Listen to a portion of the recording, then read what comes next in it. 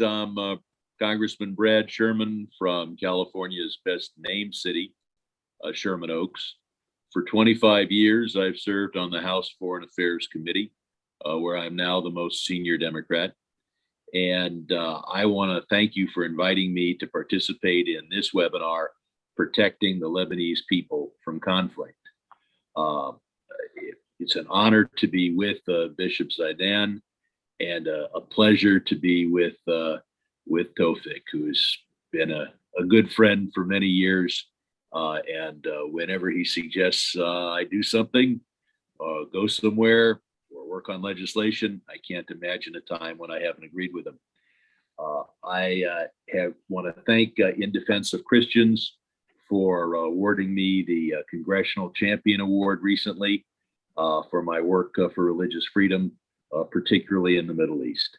I have fought for formal recognition of the persecution faced by Christian communities in the birthplace of Christianity of the Middle East, whether that be the Coptic Christians, where I've confronted several different foreign ministers and two presidents of Egypt over the years, whether that be, of course, recognizing the Armenian genocide, whether that be being the chief Democratic sponsor of House Resolution 1170, supporting the Coptic Christians in Egypt, and calling on that government to protect the Christian community. Today, we're focusing on Lebanon, and particularly the Lebanese Maronite Patriarch's call for a policy of peace, unity, and legality in Lebanon. Lebanon is facing a dire and worsening economic, political, and humanitarian crisis. People see that on the streets every day, where the currency has dropped by 129% less than 2 years. Furthermore, we're reminded often not only of the physical damage done by the port explosion, but the damage that it's done to cohesion in the country and to the support people have for its institutions. Then there's the blackouts, the shortages. No doubt, no doubt there are many reasons for this crisis of faith in the Lebanese government. According to an analysis by the Congressional Research Service, which is our advisors, our nonpartisan advisors in Congress, if the economic conditions continue to deteriorate, this could trigger a humanitarian crisis, both of existing Syrian refugee population and of Lebanese citizens. At a time like this, every leader in Lebanon should say that the last thing Lebanon needs is another crisis, an international crisis on its southern border. And what Hezbollah has done is try to hone in and insert itself in what is basically a real estate dispute involving a dozen or so homes. I'm an old Los Angeles lawyer. I've been involved in many real estate disputes. In this case, it's a dispute over whether a dozen or so families need to pay rent or they don't have to pay rent. I've never seen thousands of rockets be used as a target in the litigation. Israel has already endured over 4,000 rockets coming in from the south.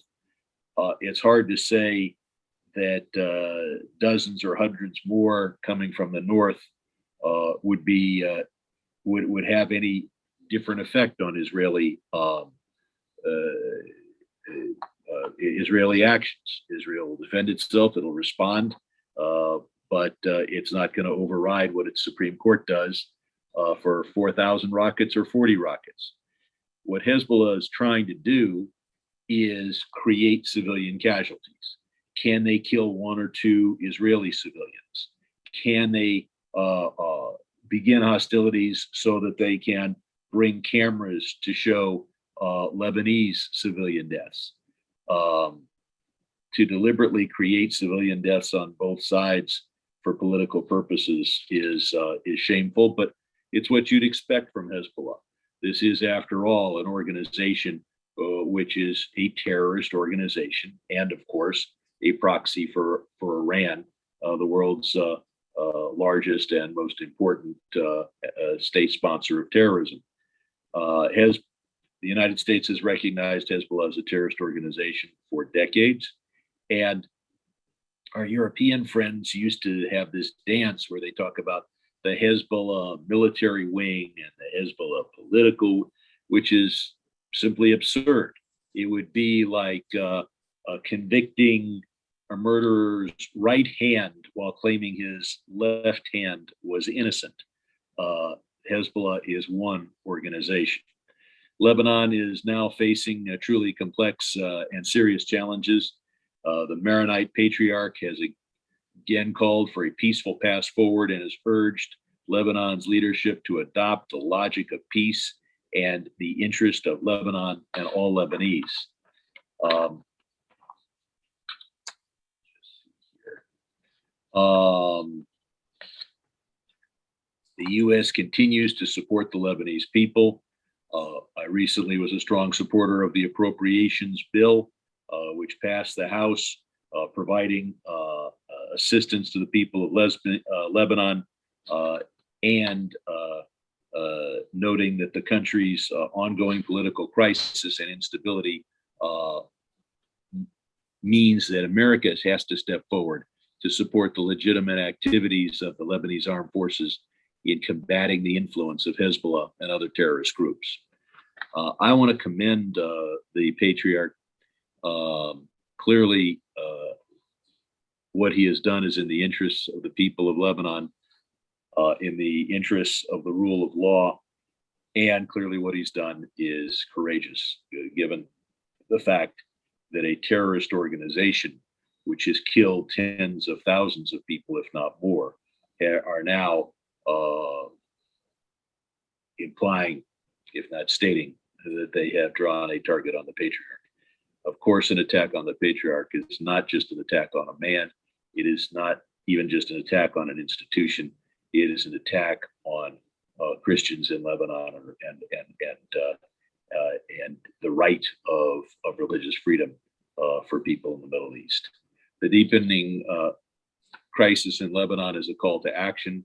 The international community needs to stand with the Patriarch in his call for peace and urging that Lebanese institutions put the Lebanese people first. I want to thank In Defense of Christians for convening this conference, focusing our attention on these important issues.